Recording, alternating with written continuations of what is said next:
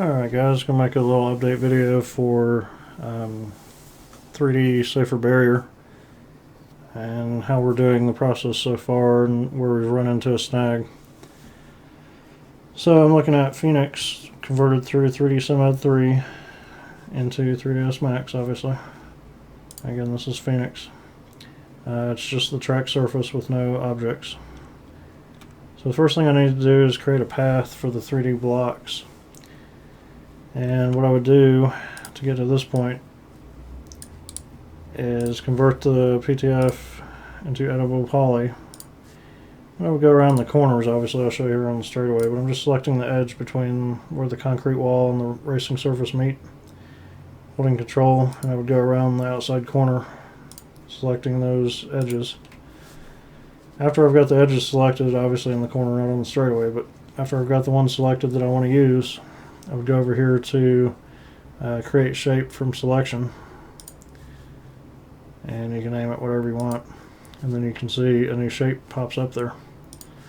And if I hide the track, you'll be able to see the one that I've already done and the one I just made there.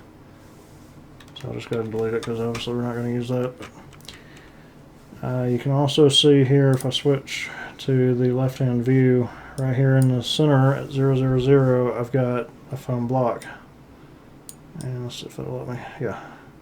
So I've got the foam block that I want to use there. Now, the important thing to note about that is I have the pivot for that foam block at 000. And I've got the foam block where it will be setting on that corner against the wall and against where the concrete wall and the track surface meet. So it's important to have your pivot point in the right place. You can't have it centered or some random place. You can also see that the extra polygons have been deleted from this object, so you'll never see the back, the front, or the bottom, obviously, because it'll be behind the wall. So what I'm going to do is go back over here, maximize this. I've got the foam block down here in the center selected. I'm going to go to Tools, Align, Spacing Tool. I'm going to zoom in a little bit here on the path just so you can see it. I've still got the foam block selected. I'm going to hit Pick Path and select that, and then you can see that the foam blocks are set up in a way that that back corner is right on where it needs to be. In this case it's 254 objects at 2 meters between centers.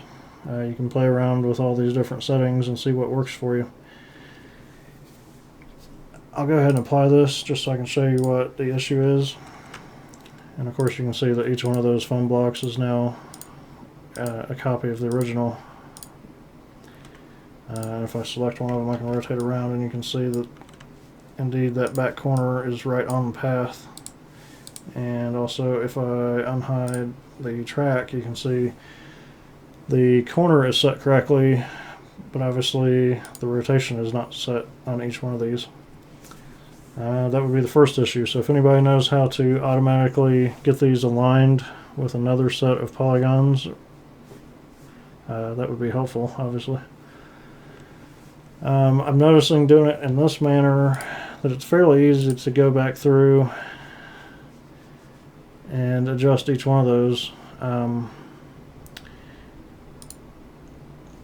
One of the main issues that I'm noticing is, you can see here is a good example. Let me go ahead and hide the track. You can see that these are fairly close together and there's a fairly large space right here. And I believe something that's going on there is that spline,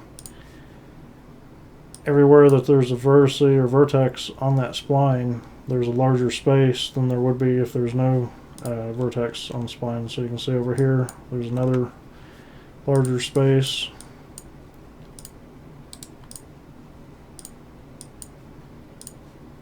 So I'm not sure what's going on there. If you have any ideas, definitely let me know on that.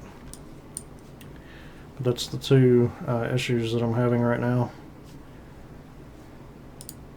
So other than that, I'm going to end this video here. Thanks for watching.